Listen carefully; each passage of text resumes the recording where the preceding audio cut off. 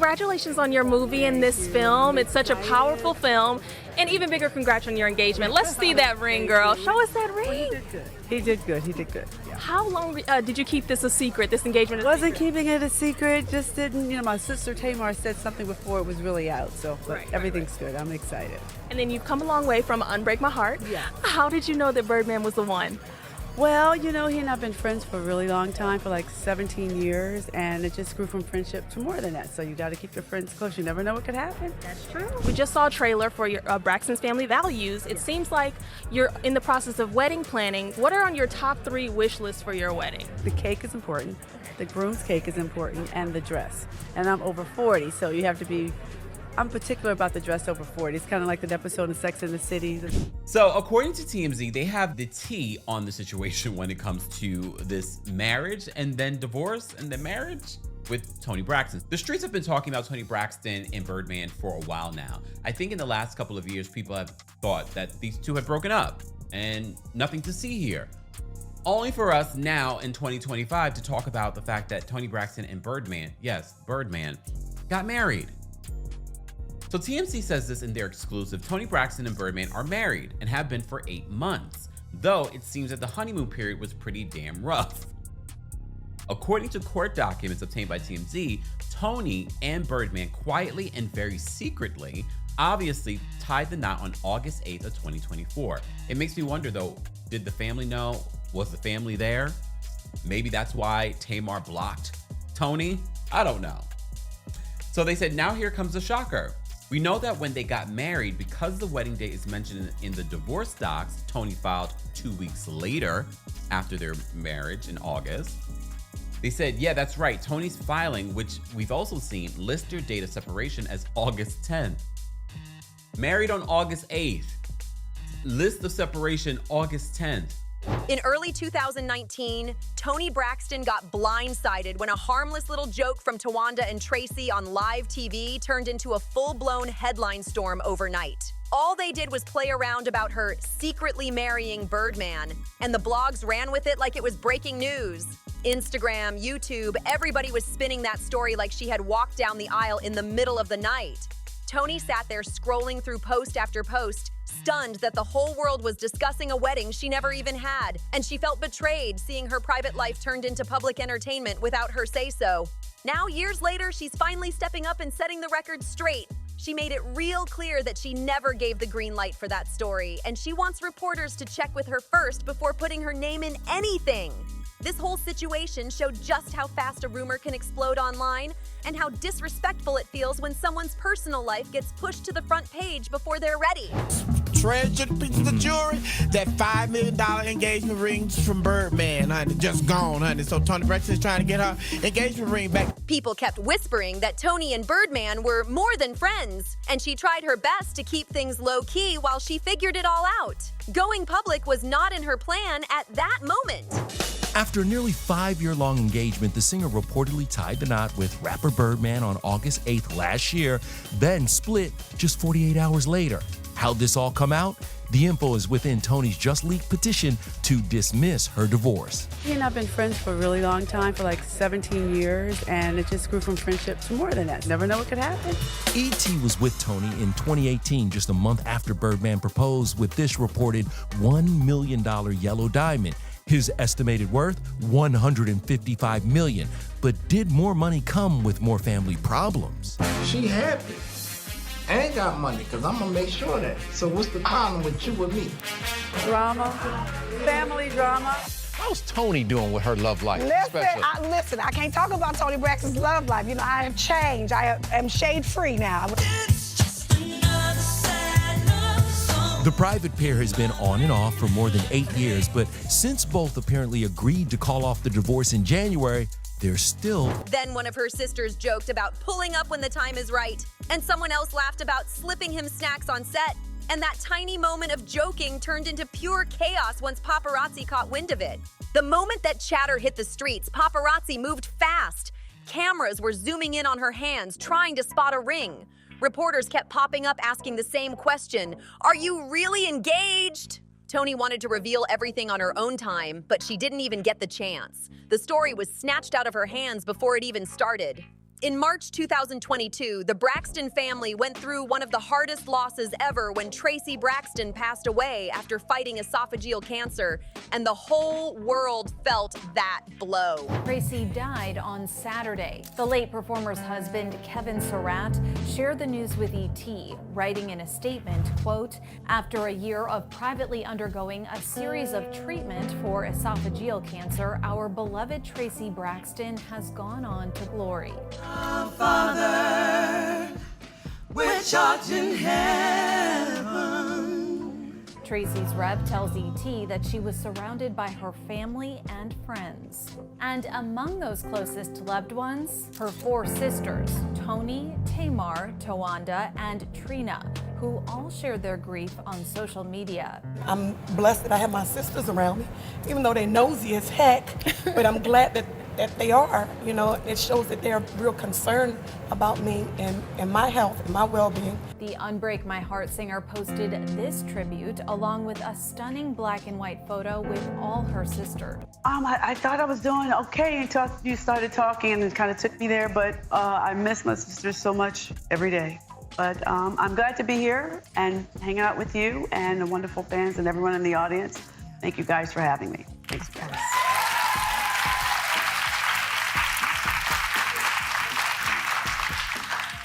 Toni, you shared such a beautiful tribute on social media about Traci when she passed away.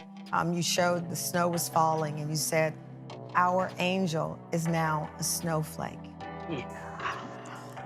Yeah, you know, I'm a rain girl. I love when it rains, but my sister Traci, she loves when it snows, and she died that morning when it was actually pouring down snow in Virginia. So my sister's now a snowflake, and her favorite bird was a hummingbird. And I saw a hummingbird the other day. It just kind of flew around me and kind of suspended itself. And let's just say, that decision did not sit well with everyone. Traci's will was crystal clear.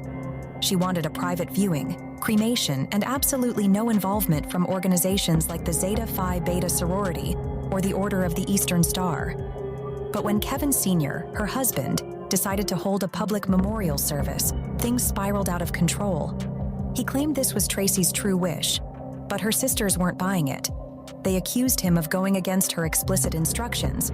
Child, when this will started making its rounds, the rumors started flying faster than birds heading south for winter. People were saying Traci changed everything to favor her son because, and this is where it gets real messy, she discovered Big Kev gave her HPV from his cheating ways. And they're saying that's what led to her throat cancer. The streets are talking, honey, and they're saying Traci knew exactly what she was doing when she left almost everything to her son. But let me spill this scalding hot tea about why the sisters got nothing. And baby, this tea is bitter. Apparently, Traci felt so mistreated by them that she couldn't trust them with her legacy, and now people are starting to see exactly what Traci was dealing with. They're pointing out how, when the Braxtons first hit our screens, it looked like the sisters were meeting Traci for the first time, just like we were.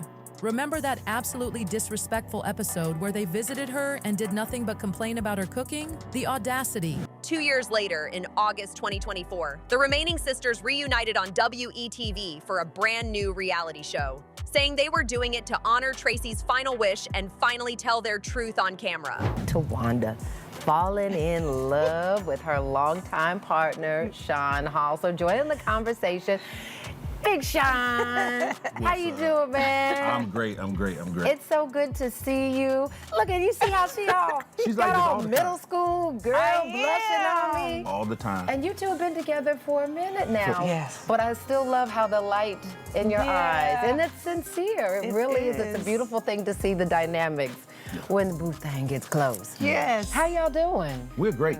We're Yeah? great. Yep, never better, actually. This has been, what's it like for you being back in this mix? Because I know sometimes the fellas like, oh, these lights, these cameras. I don't mind it. I'm just here to support her, whatever she's trying to do. Yeah.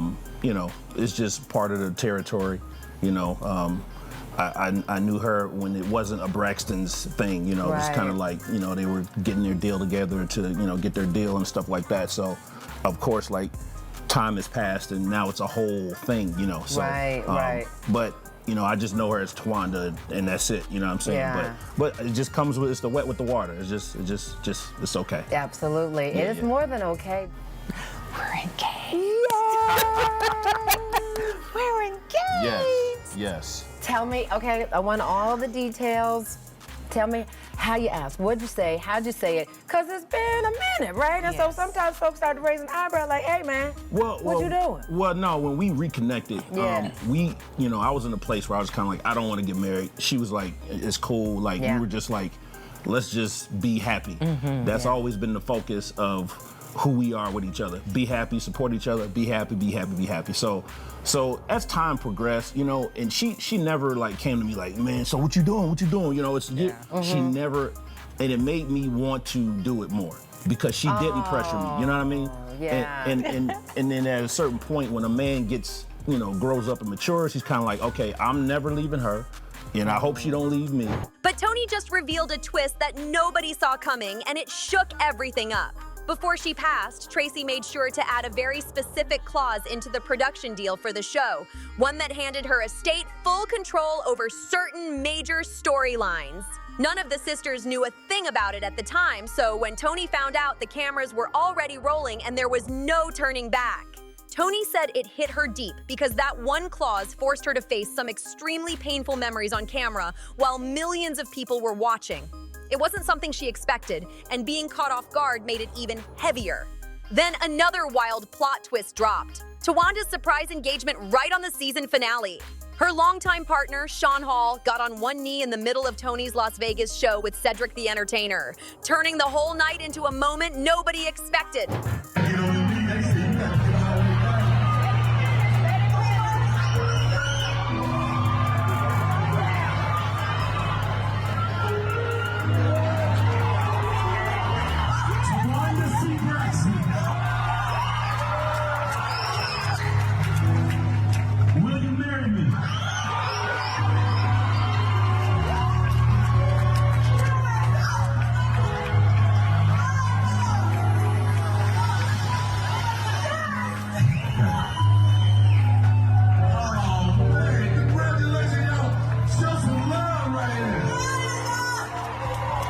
Towanda later said she felt like she could hear Traci saying, "About time."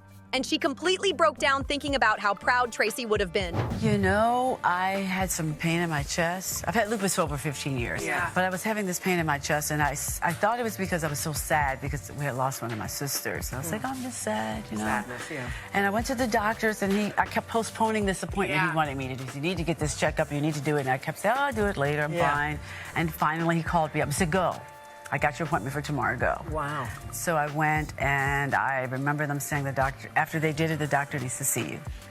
And that's when shortly after that, I was told that I would have had a massive heart attack and I would not have survived. It was my left osteocoronary, the main artery, something called the widowmaker or something like that. And even sometimes when I talk about it, I'm sorry guys, I get a little emotional about it. Of course. Because I feel so fortunate and so blessed. And I was not going to go to that appointment. You put things off. I'll do it tomorrow. Everything's okay. I'm sure I'm fine. But here's the part that stung Toni. She had no clue any of this was happening. Her own family kept her out of the loop until it hit the public, once again proving she always finds out last. Later that same year, what was supposed to be a regular checkup turned into a moment that could have changed everything for Toni Braxton. Singer and actress Toni Braxton is opening up about her battle with lupus after a life-threatening health scare.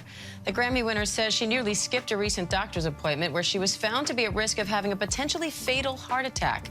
Now with a stent in place, Braxton is working to raise awareness and empower others living with lupus on this Lupus Awareness Month. And Toni Braxton is joining me now for more on this. Toni, so great to talk to you. Thank you so much for being here. Thank you for having me.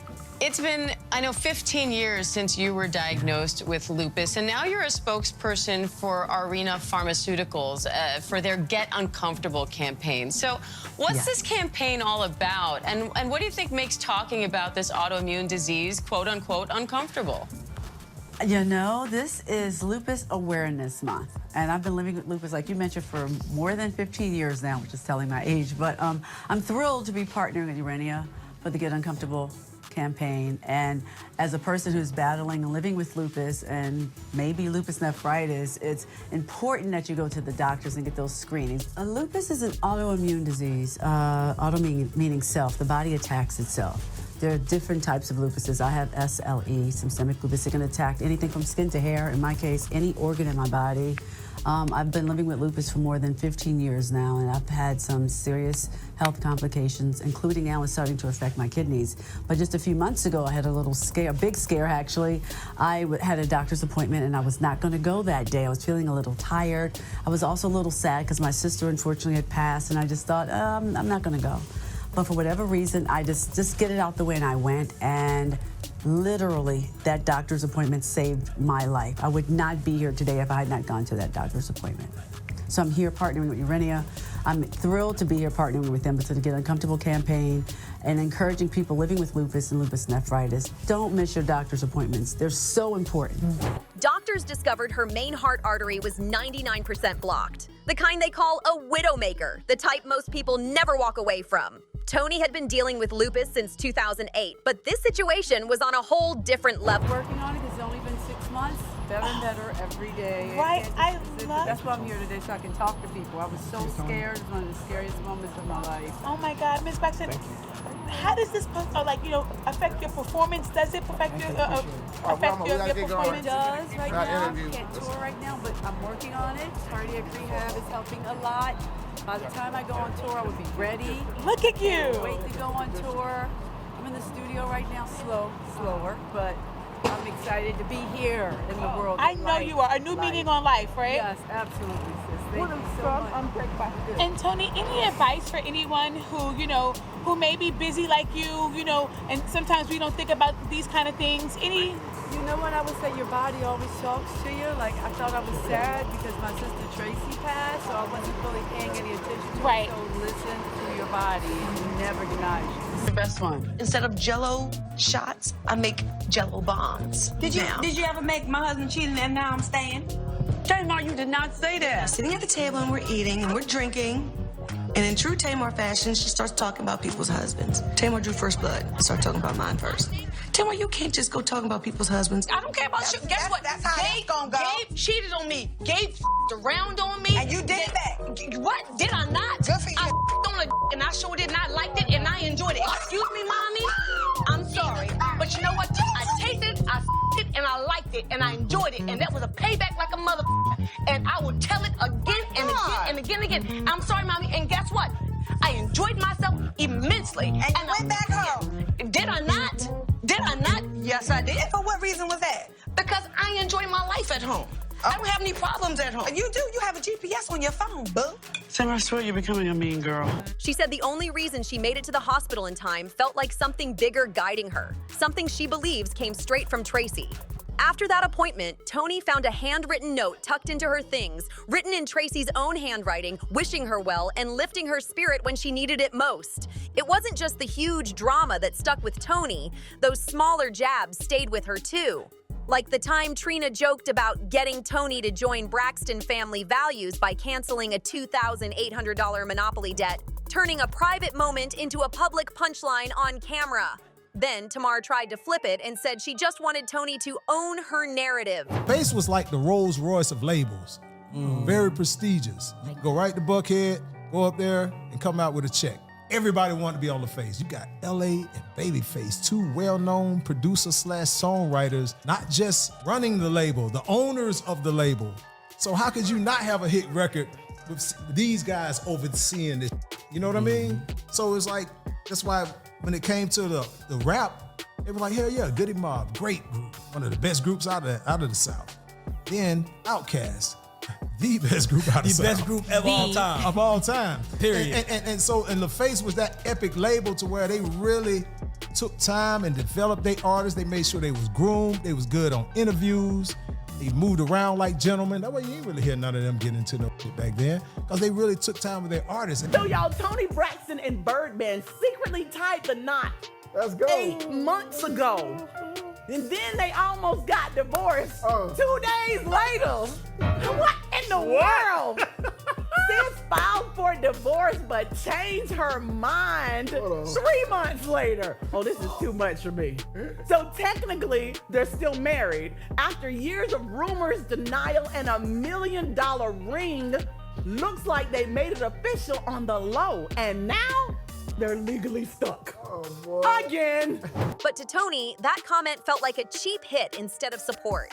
Moments like that, those quiet little betrayals, started stacking up in her mind. Each joke, each comment, each side-eye added another layer of hurt that she didn't forget. It was definitely grieving, and I thought I was just sad, the pain I was having in my body. I just thought it was sadness. Didn't feel like going, but something inside, maybe my sister Traci, get up and go. So I went and I did it, and thank goodness that I did. The fans want to know when we're going to hear your beautiful voice again. Yeah, I kind of want to know myself, because touring's my favorite thing to do. But I am in the studio recording. I'm excited about that. I have a new single coming out soon. Touring, I'm hoping I can tour. Won't be able to do 5 and 8 and 10 shows a week, but maybe like 2 to 3 shows a week. Would you do like a Vegas residency? I don't know. Maybe a residency. You know what? Good idea. That's a brilliant idea. Maybe a Vegas residency where I'm in one spot. I think I'm going to call my manager today about that. Listen, Toni, I suggested for that. So I'd like tickets. I'd like tickets. Courtney did this. She put this in my head. Thank you. I love it. It was such a pleasure talking to you. Likewise. But the deepest cut for Toni came when she learned Traci and Towanda had quietly been shopping her name around to record labels without telling her while she was out here building her solo legacy. Toni was pulling in 7 Grammys, building her brand, and making major waves. Meanwhile, her own sisters were making moves using her name behind closed doors.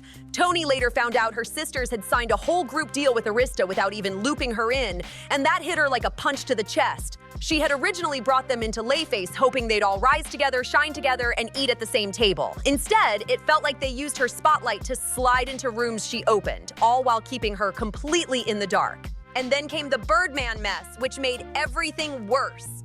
Toni said those leaks about her and Birdman didn't come from strangers at all. They came from her own family. Traci and Towanda were the ones passing private info to industry folks, turning her personal moments into juicy headlines for everybody to chew on.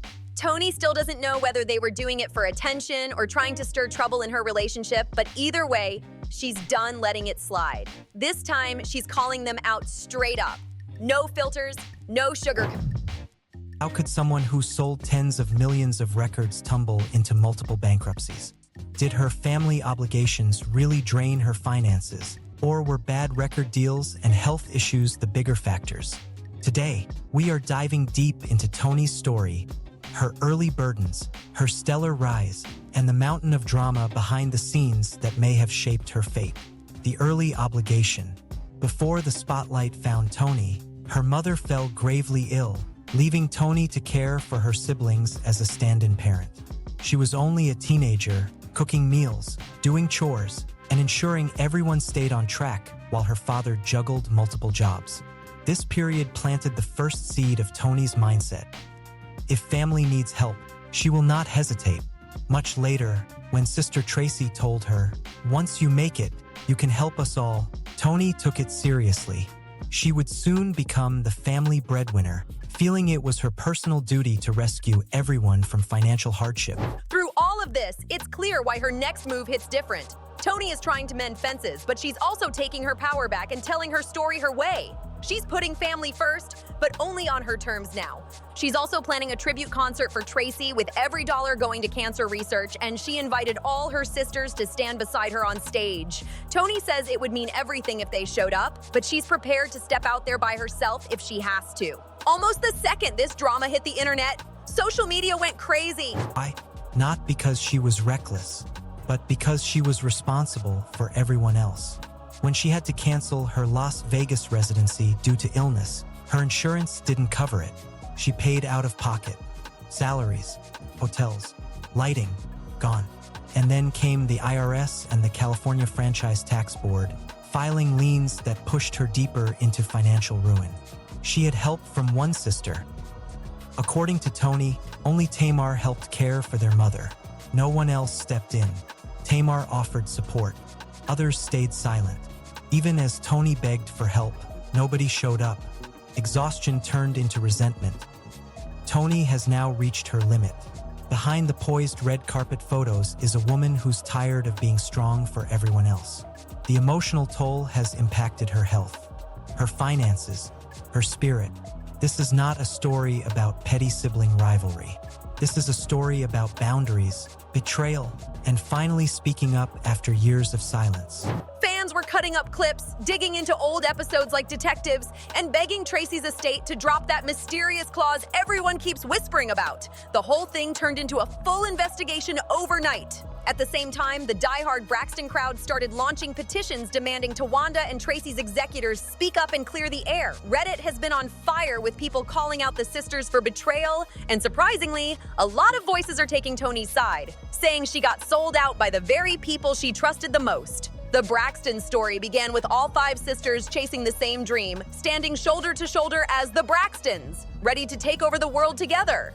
Toni may have been the one who broke through, but that spotlight came with its own price. Misunderstandings, secrets, and quiet moments she says she'll never forget. Through the highs of her success and the lows of heartbreak, one thing stayed the same: the deep, complicated bond between these sisters, even when the love turns messy or the trust gets tested. So now the big question is, whose side are you on? Toni's or her sisters? Drop your thoughts in the comments, let me know what you're thinking, and don't forget to hit like, subscribe, share this video, and ring that bell so you never miss the next one. See you on the next video.